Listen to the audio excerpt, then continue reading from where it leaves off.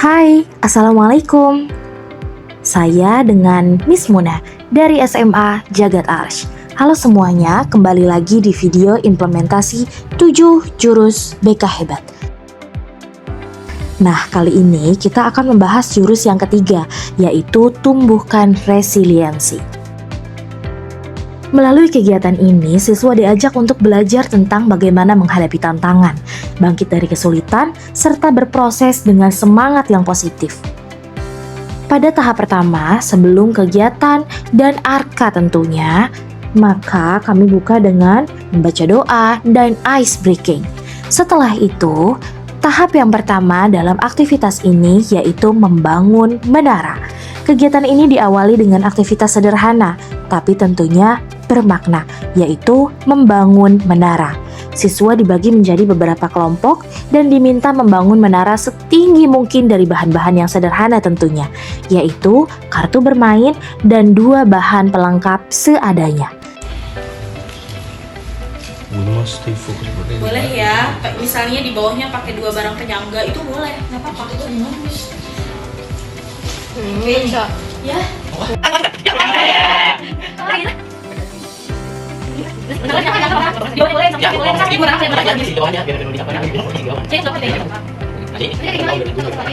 Kalau itu ya, agak tuh ya.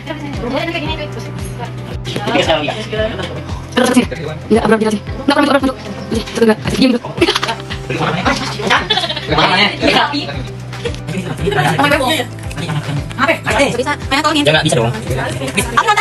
Tujuannya bukan cuma soal siapa yang paling tinggi, tapi bagaimana mereka menghadapi prosesnya. Ketika menara roboh, ketika ide mereka tidak disetujui, atau waktu hampir habis. Setelah aktivitas selesai, siswa diajak untuk refleksi. Mereka diminta menjawab pertanyaan sederhana, seperti apa yang kamu rasakan ketika menaramu roboh? Bagaimana kamu dan timmu saling mendukung?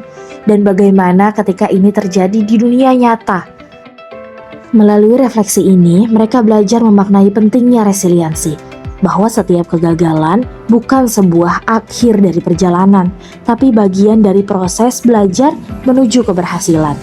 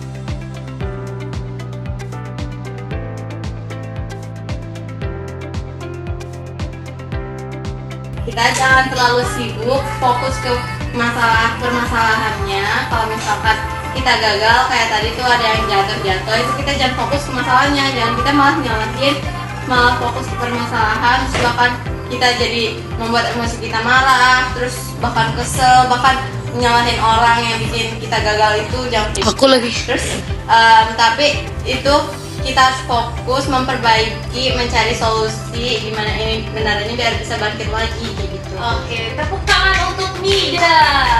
Mida. Melanjutkan kata-kata Mida, kadang perasaan kita ketika kita udah mengusahakan sesuatu tapi itu gagal, kadang kita itu menyalahkan lingkungan sekitar ataupun orang lain. Oke. Kadang kebanyakan orang itu rasanya menyalahkan kepada orang lain itu lebih besar karena dia belum melihat keadaan yang lain. Oke. Yang selanjutnya itu kadang dia putus asa, sudah berhenti bangkit lagi, nggak mau lagi karena udah capek gitu, merasa oh ini udah nggak bisa gitu. Tapi kadang kita harus sabar, kita fokus kembali. Mungkin usaha kita belum keras daripada orang lain gitu.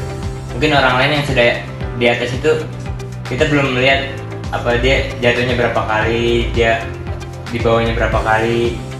Kadang kita melihat hanya dia, oh dia udah di atas, padahal dia udah berkali-kali, beribu-ribu kali jatuh dibandingkan yang lain gitu. Oke, tepuk tangan untuk Nida dan Iya. Cinta.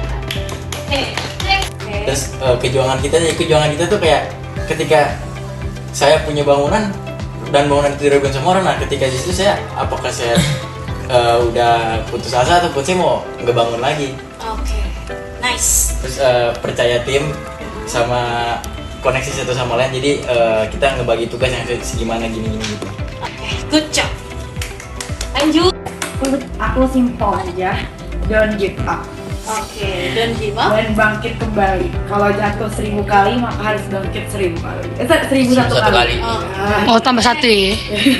Nomor 1. Terima kasih. Oke, tepuk tangan untuk Almi dan yang pertama pasti aku bakal ngerasa nyesel karena apa yang aku udah bangun ternyata gagal di tengah-tengah itu sangat kayak gitu. Nah, dan habis itu pasti aku nggak tahu mau gimana lagi karena aku adalah tipe orang yang membutuhkan semangat atau validasi dari orang supaya aku bisa ngelanjutin lagi.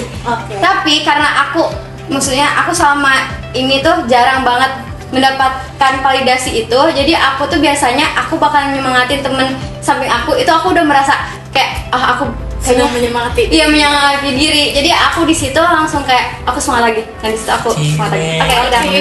Tepuk tangan untuk Syahla. Yang lebih bertumbuh gitu, yang nggak fix, nggak yang sekadar teman-teman tadi bilang kalau misalnya runtuh tuh kita nggak bisa nyalahin lingkungan, nyalahin diri sendiri, oh kitanya gagal, kitanya nggak bisa dan lain sebagainya. Tapi how to grow, how to berproses gitu ya. Nah itu adalah jadi kunci yang sangat penting. Tahap selanjutnya adalah konseptualisasi. Saya menjelaskan secara lebih dalam tentang apa itu resiliensi. Bersama para siswa, kita juga belajar bahwa konsep ini menjadi sangat penting karena mereka sedang berada di fase yang transisi menuju dunia perkuliahan dan dunia kerja. Resiliensi membantu mereka mengelola stres, menghadapi ujian, dan tetap terus fokus mencapai tujuan. Walaupun keadaan tidak selalu ideal.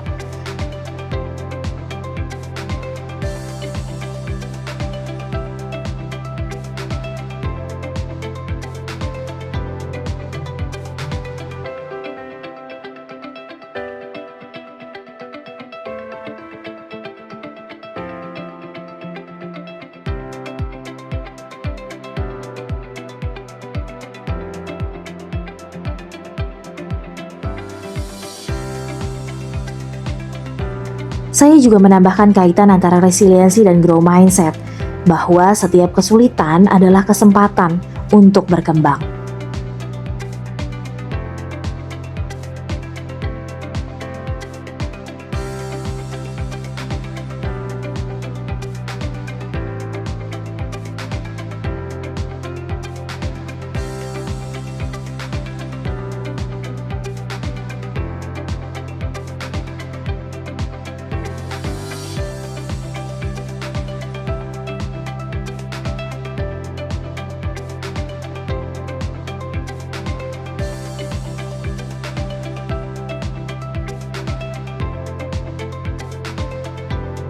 Nah, tahap akhir dari kegiatan ini adalah aplikasi. Di sini, siswa diajak untuk mempraktikkan komunikasi gaya burger, yaitu apresiasi, koreksi, apresiasi. Siswa berlatih memberikan umpan balik positif kepada temannya dengan cara yang membangun, bukan menjatuhkan. Nah, melalui latihan ini, siswa belajar mengkomunikasikan pendapat dengan empati, sekaligus melatih keterampilan sosial yang memperkuat resiliensi mereka dalam berinteraksi dengan orang lain.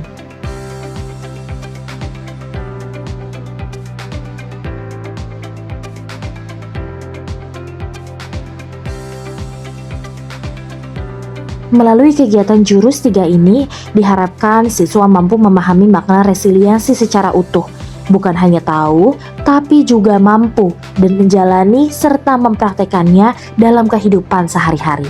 Dengan resiliensi, setiap tantangan bukan lagi penghalang, melainkan batu loncatan untuk terus tumbuh lebih kuat. Terima kasih sudah menyimak, semoga kegiatan ini bisa jadi inspirasi untuk terus belajar dan bangkit dari setiap situasi. Wassalamualaikum.